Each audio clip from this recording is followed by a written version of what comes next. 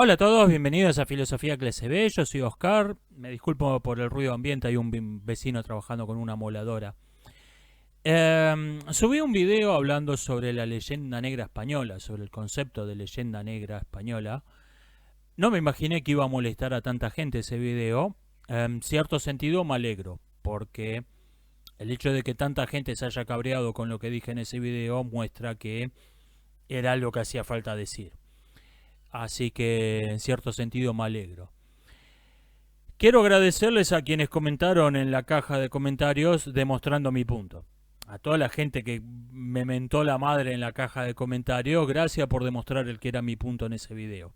Que no se puede hablar tranquilamente sobre la historia de América sin que vengan a... le salten a la yugular gente indignada por el solo hecho de hablar de la realidad. Me citan que tal autor que habla de la leyenda negra es de izquierdas, que tal otro, dos me mencionaron que un cierto autor es compatriota tuyo, nacido en Argentina, que otro es peruano, porque esto es lo que importa. ¿Cuál es la afiliación política del autor? ¿Dónde nació? Si lo que está diciendo es verdad o no es completamente irrelevante. Me señalan que claramente no los he leído. En efecto, no los he leído a esos autores. Ni tengo el menor interés de leerlo. Por eso hice un video diciendo, defendiendo mi derecho a que me importen un bledo esos autores. Quiero poder hablar de la historia del continente donde vivo. Como hablo de la historia de Roma, como hablo de la historia de China. Precisamente no los leí y no tengo el menor interés, ese era el punto del video. Por lo visto no tengo derecho a no ver, tengo que leer la ideología de estos autores porque son de izquierda, porque nacieron en Huachu Picchu. No importa, no, la historia real del continente donde vivo no, tabú, no se toca. El único motivo por el que se mencionan estos hechos, en un video donde no mencioné ningún hecho, deliberadamente no discutí ningún hecho histórico, mencioné dos hechos a la pasada, pero no me paré a discutir nada, es porque quieren llevar agua a su molino.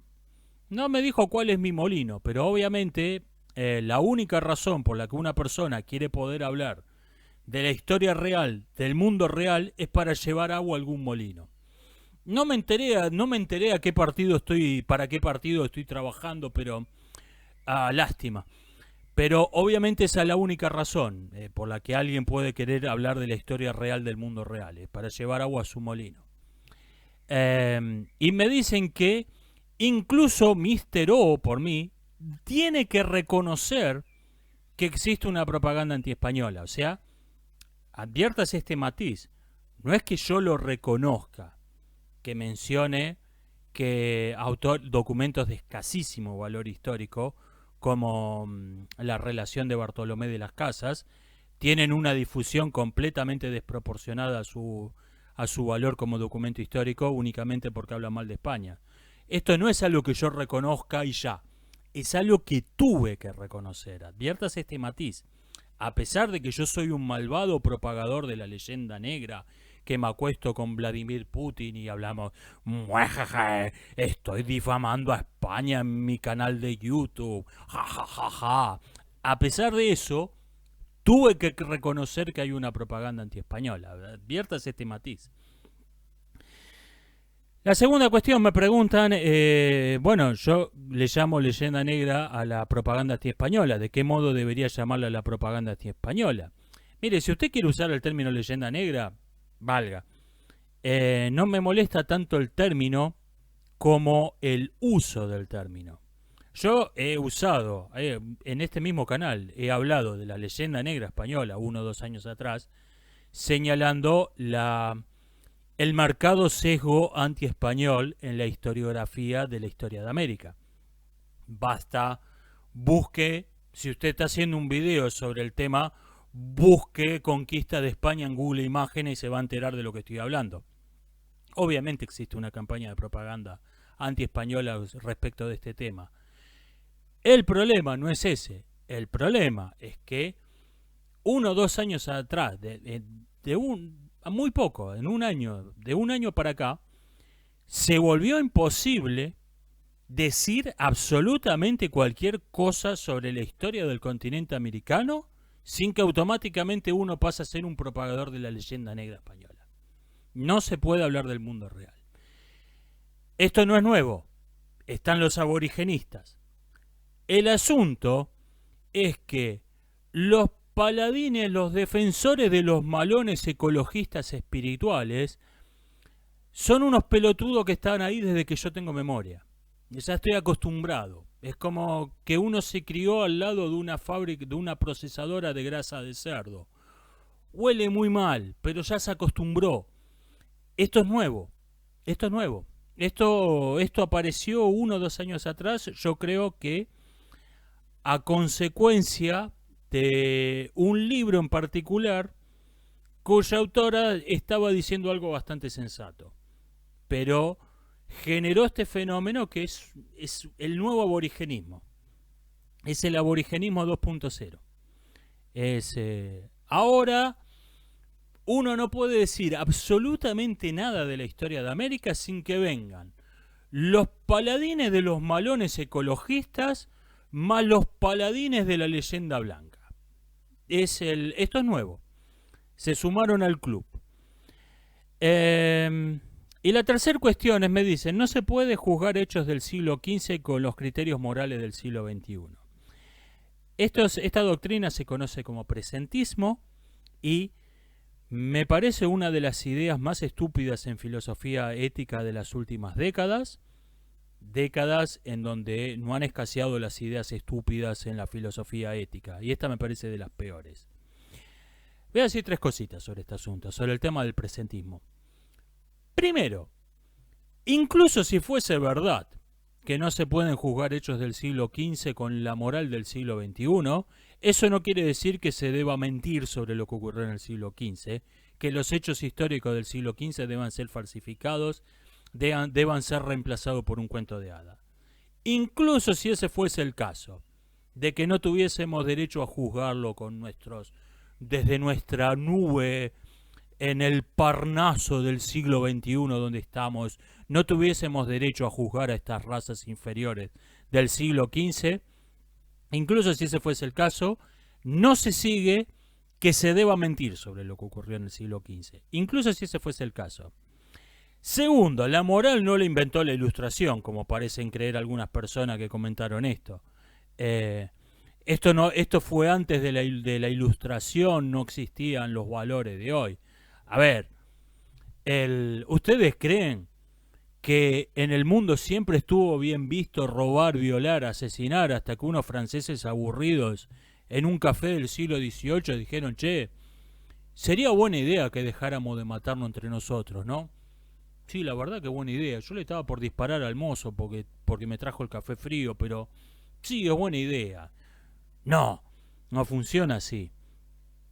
Lo que ocurre es que este sentimiento, este apego a la humanidad que es instintivo, que es innato, en cada cultura se ha expresado, se ha tenido que amoldar a cada cultura.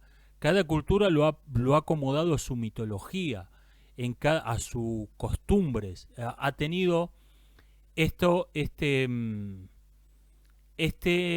set de afectos innato, ha tenido que adaptarse, ha tenido que adoptar una serie de metáforas para poder expresarse en palabras distintas en cada época, en cada cultura, en cada costumbre.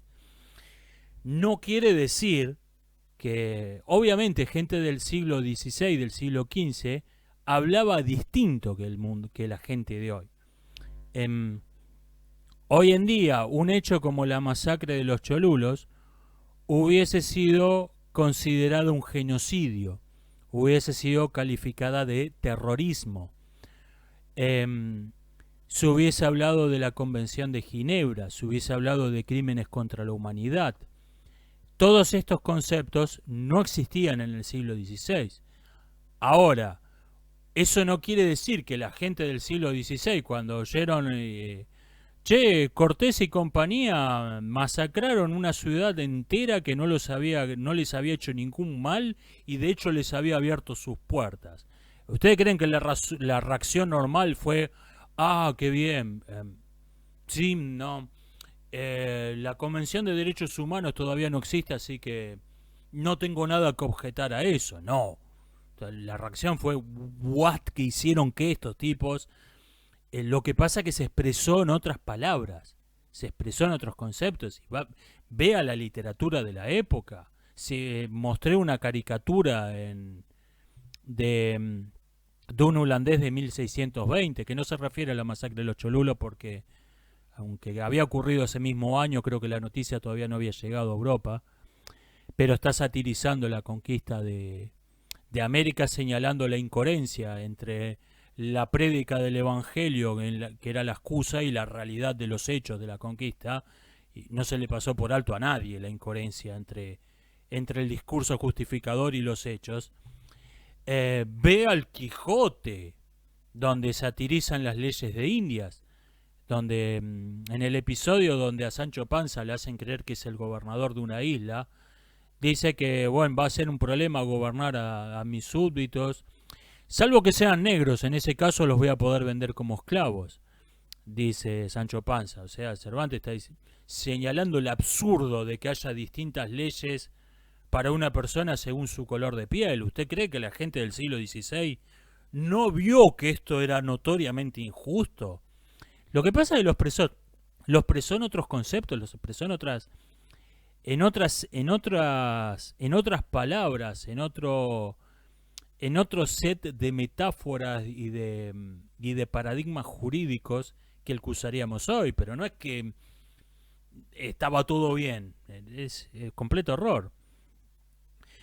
Tercero, por último, lo principal, de ningún modo el mundo de hoy es la cumbre moral de la humanidad. Esto está implícito en la filosofía del presentismo. Bueno, nosotros tenemos la gloria de haber nacido en esta época de superioridad absoluta. Somos la sal de la tierra y debemos ver a los viles campesinos, a los indignos plebeyos de los siglos pasados con condescendencia, porque era su época, no tenían la sublime altura que hemos alcanzado nosotros. ¿Por qué no se tira un pozo el que dice eso? ¿Por qué no se mata? De ningún modo el mundo de hoy es la cumbre moral de la humanidad. De ningún modo. De ningún modo. Y esto está implícito de modo necesario en el presentismo, en el bueno, no se debe juzgar hechos del siglo XV con los valores del siglo XXI, dando por sentado que los valores del siglo XXI son algo, a los valores morales del siglo XV lo que un automóvil Tesla es un carro tirado por bueyes. De ningún modo, de ningún modo. La humanidad no ha progresado moralmente a la par del progreso científico, a la par del progreso tecnológico. Esto es absolutamente falso. Y esto es lo que quería decir sobre los comentarios a este video. Esto ha sido todo. Nos estamos viendo. Hasta la próxima. Porque es como el lenguaje por sí solo no es la mera lingüística, la mera teoría de un lenguaje, sino su práctica, su acto. Un león no es un león porque hable como un león, sino porque vive como un león. Nosotros somos hombres porque vivimos como hombres. La gente que es psicoanalista porque vive como psicoanalista, la gente que es académica porque vive como académica.